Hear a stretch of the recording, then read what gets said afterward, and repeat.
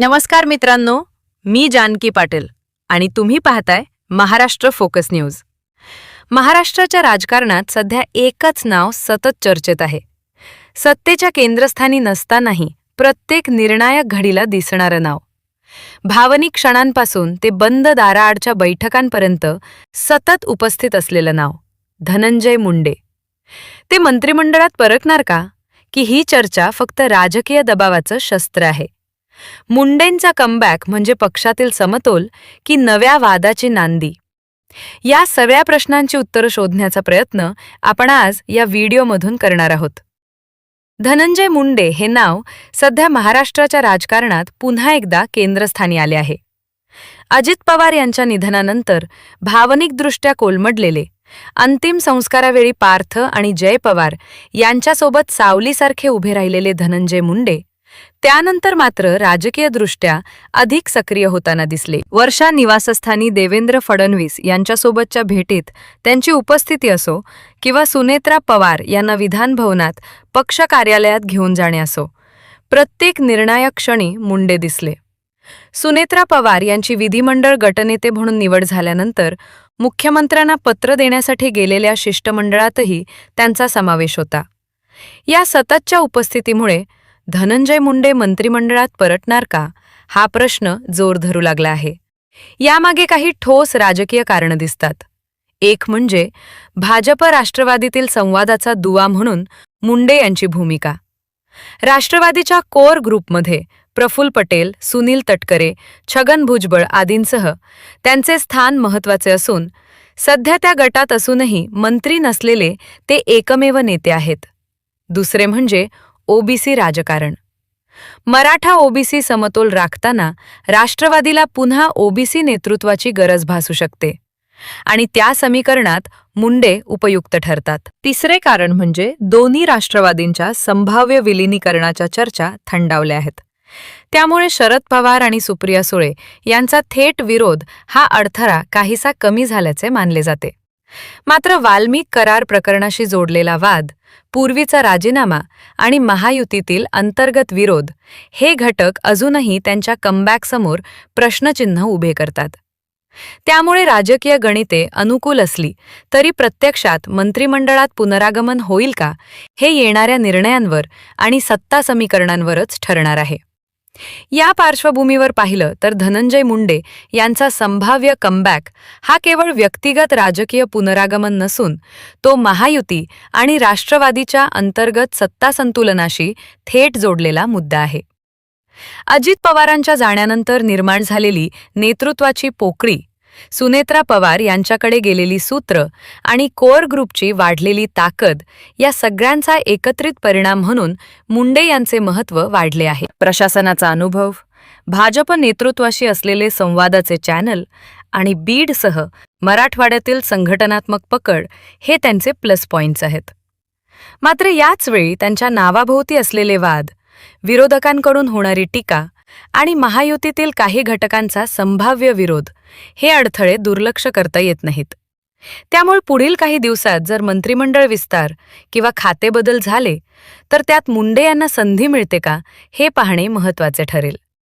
एकंदरीत सध्याची राजकीय हालचाल पाहता धनंजय मुंडे कमबॅक ही चर्चा अफवा न राहता वास्तवात उतरण्याच्या उंबरठ्यावर आहे की पुन्हा एकदा राजकीय गणितात अडकून राहणार, याचा फैसला लवकरच होण्याची शक्यता आहे. यापुढे चित्र अधिक स्पष्ट होत जाईल ते राष्ट्रवादी आणि भाजपमधील अंतर्गत समन्वयावर. सुनेत्रा पवार यांच्या नेतृत्वाखाली पक्ष स्थिरावतो की अजून अंतर्गत गटबाजी वाढते, यावरही धनंजय मुंडे यांचे भवितव्य अवलंबून आहे. कारण सध्याच्या घडीला त्यांना केवळ भावनिक सहानुभूतीचा नव्हे तर राजकीय उपयुक्ततेचा निकष लावला जात आहे. बीड, मराठवाडा आणि ओबीसी समाजात पकड असलेला नेता म्हणून ते पक्षासाठी फायदेशीर ठरू शकतात. पण त्याचवेळी विरोधकांना आयतं लक्ष मिळण्याचा धोकासुद्धा आहे. त्यामुळे मंत्रिमंडळात पुनरागमन झालं तर ते अत्यंत विचारपूर्वक, संतुलन साधत आणि संदेश देणाऱ्या निर्णयाच्या स्वरूपात असेल. आणि जर ते डावलले गेले तर तो निर्णयही तितकाच राजकीय संदेश देणारा ठरेल. म्हणूनच धनंजय मुंडे यांचा विषय हा एका व्यक्तीपुरता मर्यादित न राहता पुढील काळातील महाराष्ट्राच्या सत्ता रचनेची दिशा दाखवणारा ठरणार आहे.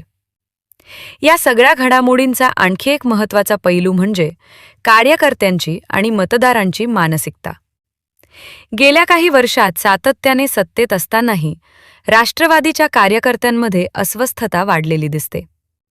निर्णय दिल्ली किंवा वर्षा निवासस्थानी होतात, पण जमिनीवर लढणारा नेता दुर्लक्षित राहतो, अशी भावना अनेक ठिकाणी बोलून दाखवली जाते. अशावेळी धनंजय मुंडे यांच्यासारखा संघटनात्मक ताकद असलेला, संघर्षातून वर आलेला नेता मंत्रिमंडळात घेतला गेला तर तो केवळ एक मंत्री नेमणुकीचा निर्णय न राहता कार्यकर्त्यांना दिलेला संकेत ठरेल. उलटपक्षी जर त्यांना पुन्हा एकदा डावलण्यात आलं तर राष्ट्रवादीतल्या एका गटाची नाराजी अधिक तीव्र होऊ शकते आणि त्याचे परिणाम आगामी स्थानिक स्वराज्य संस्था किंवा पुढील निवडणुकांमध्ये दिसू शकतात. त्यामुळे धनंजय मुंडे यांचा प्रश्न हा सध्या घ्यायचं की नाही एवढाच नसून, घेतलं नाही तर काय होईल या गणिताशीही तितकाच जोडलेला आहे. याच अनुषंगाने पाहिलं तर पुढील निर्णय हा केवळ वर्तमानापुरता मर्यादित न राहता भविष्यातील राजकीय मांडणी ठरवणारा असेल. सध्या राष्ट्रवादीला स्थैर्य, शिस्त आणि विश्वास या तिन्ही गोष्टींची गरज आहे. अजित पवारांच्या पश्चात निर्माण झालेल्या भावनिक वातावरणात घेतलेला कोणताही निर्णय दीर्घकालीन परिणाम करणारा ठरू शकतो. अशा परिस्थितीत धनंजय मुंडे यांना मंत्रिमंडळात स्थान दिलं तर तो अनुभव, संघटन आणि सामाजिक समीकरणांचा विचार करून घेतलेला निर्णय मानला जाईल. आणि जर त्यांना पुन्हा एकदा प्रतीक्षेत ठेवण्यात आलं तर तेही एक स्पष्ट राजकीय संकेत असेल की पक्ष आता नवीन नेतृत्व शैलीकडे, नवीन चेहऱ्यांकडे वळत आहे. म्हणूनच सध्या सुरू असलेली कमबॅकची चर्चा ही केवळ चर्चेपुरती न राहता महाराष्ट्राच्या राजकारणात पुढचा अध्याय कसा असेल याची नांदी ठरत आहे. एकूणच पाहिलं तर धनंजय मुंडे यांच्याभोवती फिरणारी चर्चा ही आजच्या घडीला सत्तेतील गणित, भावनिक वातावरण आणि सामाजिक समतोल यांचा संगम आहे. त्यांच्या उपस्थितीमुळे काहींना स्थैर्य आणि अनुभवाची खात्री वाटते, तर काहींना जुन्या वादांची आठवण होते. त्यामुळे निर्णय घेताना नेतृत्वाला दोन टोकांमध्ये समतोल साधावा लागणार आहे. एकीकडे पक्षातील विश्वासार्ह, अनुभवी चेहरा गमावण्याचा धोका आहे, तर दुसरीकडे विरोधकांना नवा मुद्दा देण्याची भीती. म्हणूनच येणाऱ्या काळात जो काही निर्णय होईल तो तात्कालिक फायद्यापेक्षा दीर्घकालीन राजकीय परिणामांचा विचार करूनच घेतला जाईल. आणि याच निर्णयातून स्पष्ट होईल की राष्ट्रवादी आणि महायुती पुढील काळात कोणत्या दिशेने वाटचाल करणार आहेत. यामुळेच सध्या सुरू असलेली चर्चा केवळ धनंजय मुंडे मंत्रिमंडळात येणार का इतक्यावर थांबत नाही, तर ती कोणाचा शब्द चालतो, निर्णय कोण घेतो आणि पक्षाची दिशा कोण ठरवतो अशा मूलभूत प्रश्नांपर्यंत जाऊन पोहोचते. अजित पवारांच्या जाण्यानंतर नेतृत्वाची केंद्रबिंदू बदलत असताना काही चेहरे आपोआपच अधिक दृश्यमान होतात आणि धनंजय मुंडे हे त्यापैकीच एक आहेत.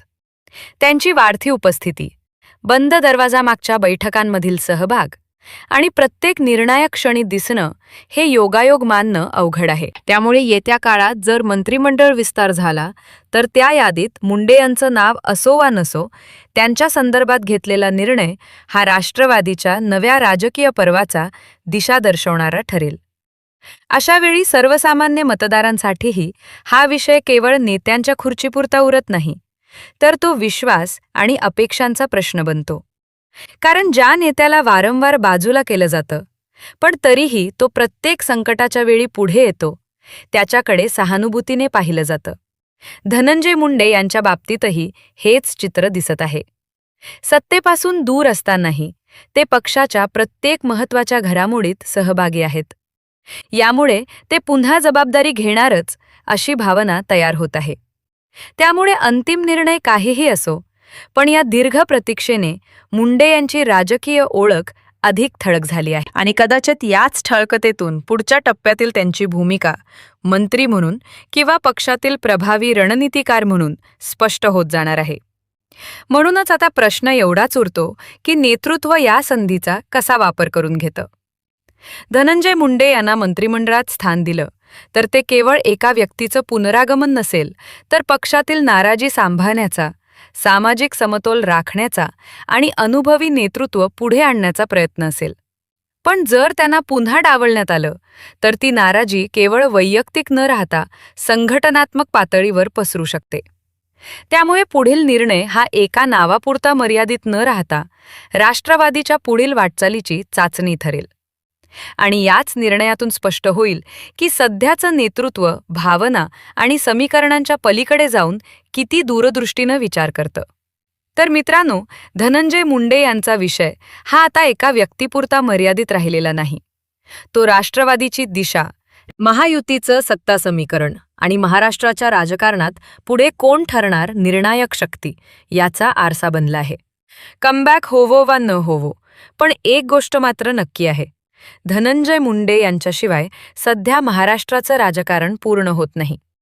तुम्हाला काय वाटतं? मुंडेंना मंत्रिमंडळात स्थान मिळायला हवं का? की पक्षाने वेगळा मार्ग निवडायला हवा? तुमचं मत कमेंटमध्ये नक्की कळवा. अशाच विश्लेषणात्मक, निर्भीड आणि माहितीपूर्ण बातम्यांसाठी महाराष्ट्र फोकस न्यूज चॅनलला लाईक, शेअर आणि सबस्क्राईब करायला विसरू नका. मी होते जानकी पाटील. पुन्हा भेटूया पुढच्या मोठ्या राजकीय घडामोडीसह.